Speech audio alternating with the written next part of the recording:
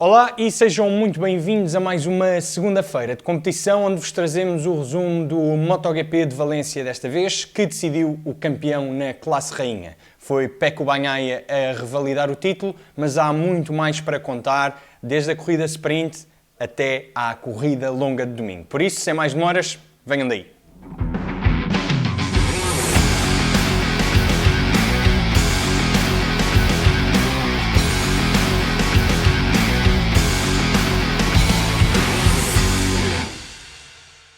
Bem, vamos começar então com sexta-feira. Não costumamos referir aqui os treinos livres, mas é importante dizer que nesta sexta-feira Martin começou logo com os jogos mentais com Bagnaia, rodando sempre colado à sua roda traseira, entrando no pit lane sempre quando Bagnaia entrava, esperando que Bagnaia saísse do pit lane também para sair para a pista. Portanto, houve sempre aqui um pouco de jogos mentais por parte de Martin para tentar incomodar o piloto italiano. Algo que parece não ter resultado muito bem, uma vez que Pecco Bagnaia conseguiu o segundo lugar na grelha, com Maverick Viñales à sua frente apenas, e Martin foi apenas sexto na qualificação. Por isso, previa-se uma corrida sprint muito interessante.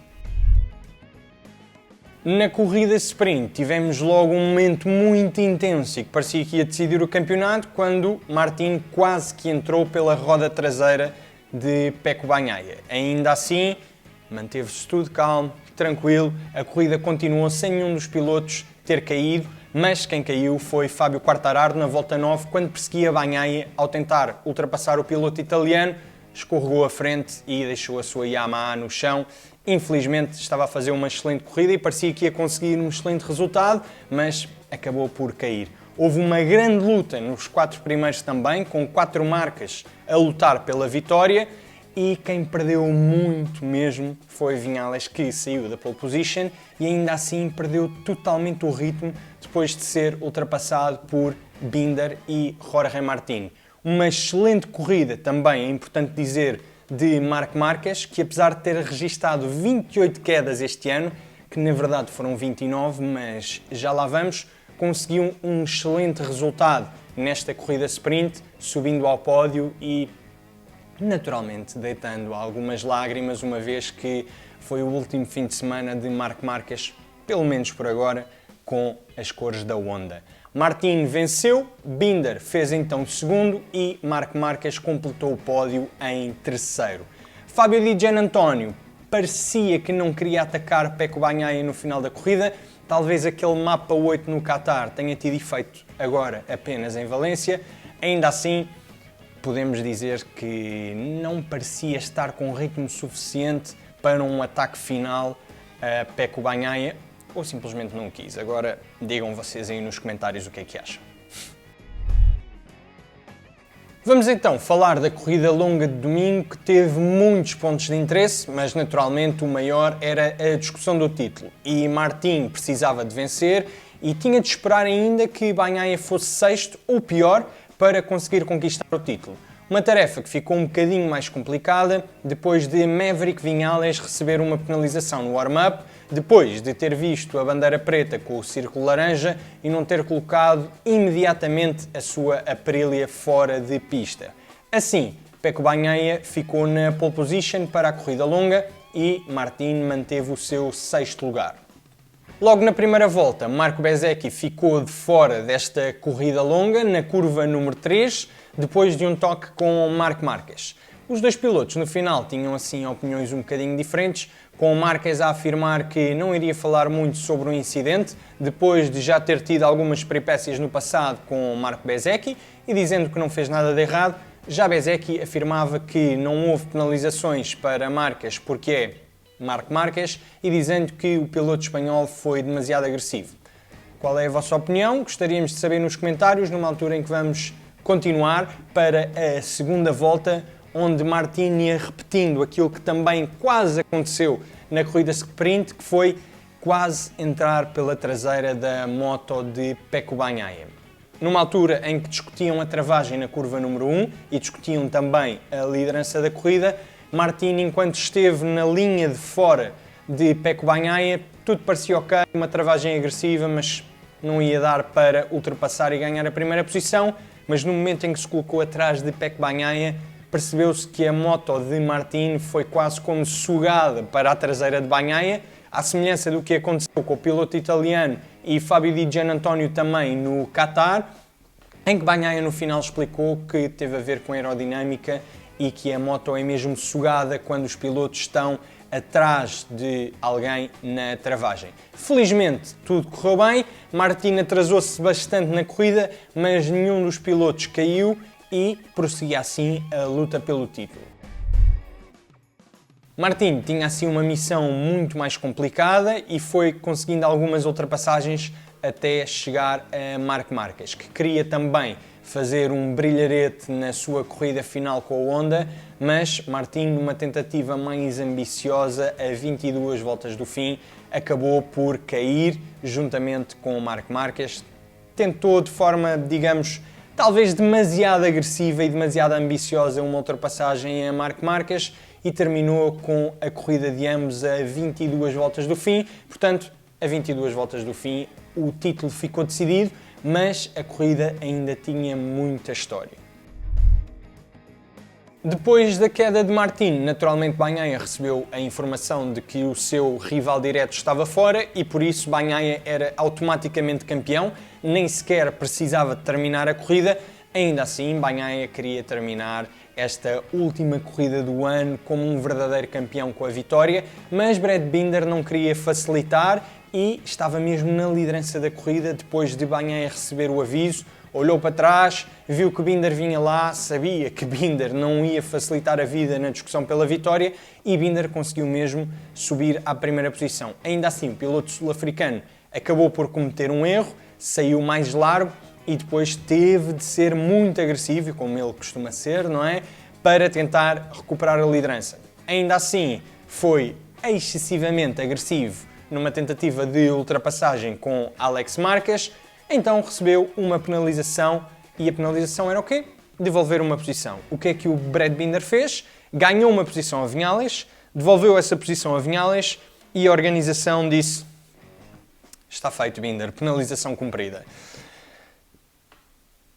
E foi isto.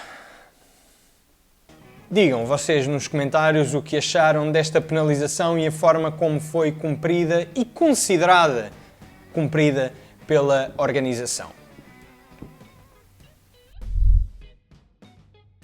No meio disto tudo, quem liderava era Jack Miller, que parecia encaminhado para a sua primeira vitória com a KTM, algo que acabou por não acontecer, depois de, na volta 19, a dianteira da sua KTM ter simplesmente escapado ao piloto australiano e este ter terminado na gravilha, cedendo assim a liderança a Pecco Bagnaia. Enquanto Bagnaia liderava, na volta número 20, infelizmente também Alex Rins acabou na gravilha, depois de vermos a dianteira da Honda escapar debaixo do piloto espanhol, algo que vimos tantas e tantas vezes ao longo desta temporada. Infelizmente, Alex Rins terminou assim a sua carreira na LCR Honda com uma queda. Relembramos que Alex Rins vai estar aos comandos da Yamaha oficial no próximo ano. Quem também viu a sua corrida terminar de forma inglória e a sua carreira na grelha de MotoGP foi Pol Espargaró, que na volta 25 também deixou escapar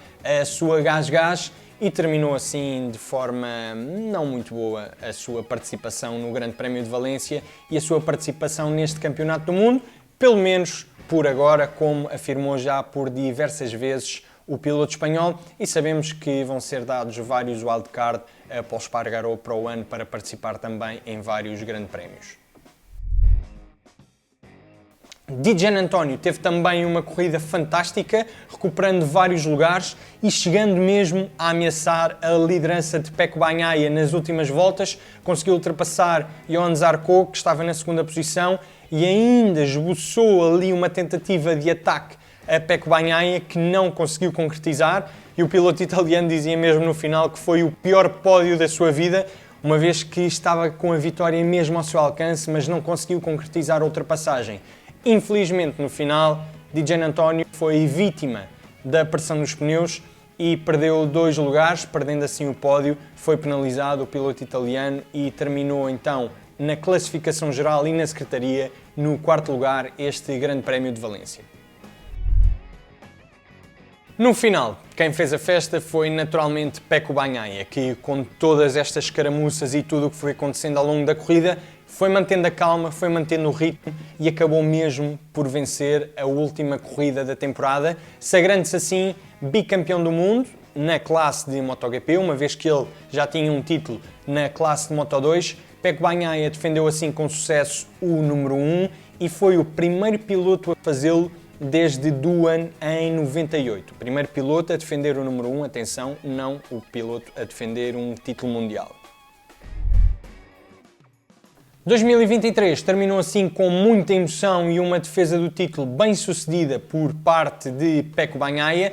Para a semana vamos ter uma antevisão daquilo que poderá ser 2024 e um pequeno resumo do que foi 2023 e não nos esquecemos de Miguel Oliveira, que teve uma época para esquecer, com muitos azares, mas felizmente o Miguel já disse que a lesão não é tão grave como parecia inicialmente e por isso é esperado que em 2024 esteja no máximo de forma e com total foco para aquele que é o objetivo, que é ser campeão. Sabemos que será difícil, mas também sabemos que Miguel Oliveira tem muita qualidade enquanto piloto, por isso é aguardar que 2024 traga um pouco mais de sorte a Miguel Oliveira. Nós cá estaremos então para a semana para uma antevisão da temporada de 2024 que tem muitas alterações na grelha de partida, inclusive é uma confirmação já oficial, finalmente, daquilo que todos esperávamos, que é Luca Marini vai ser companheiro de equipa de Joan Mir para a temporada de 2024. Resta saber então quem vai ocupar o lugar de Luca Marini na equipa de Valentino Rossi, mas é expectável que esse lugar seja ocupado por Fábio Di Giannantonio. Deixem então nos comentários a vossa opinião sobre esta corrida de Valência e o que gostariam de ver discutido no vídeo da próxima semana sobre a antevisão da época de 2024. Já sabem, para toda a atualidade no mundo das duas rodas, site MotoMais, Motorsport e Offroad Moto. Não se esqueçam também de nos seguir nas nossas redes sociais e aí na aba de comunidade do YouTube, onde vamos tendo algumas coisas muito interessantes para vocês. Vemo-nos no próximo vídeo. Até lá!